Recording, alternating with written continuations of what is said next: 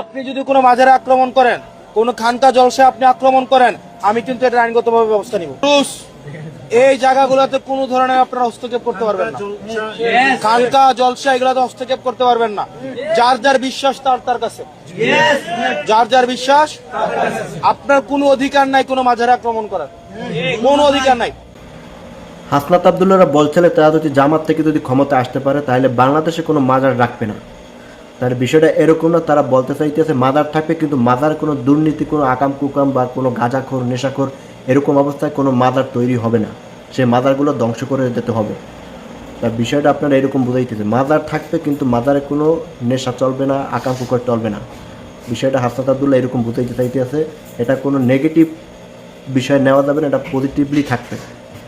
আপনি সে একজন এমপি হয়ে বিষয়টা এরকম জনগণকে বুঝাইতে চাইতেছে, কিন্তু জনগণে কিন্তু বিষয়টা আপনার নেগেটিভভাবে নিয়ে বিভিন্ন আইটেমের রোষ করতে আছে। কিন্তু একজন এমপির নামে এরকম রোষ করাটা ঠিক হবে না। কিন্তু এমপি কিন্তু সে সঠিক কাজই অবলম্বন করতে আছে।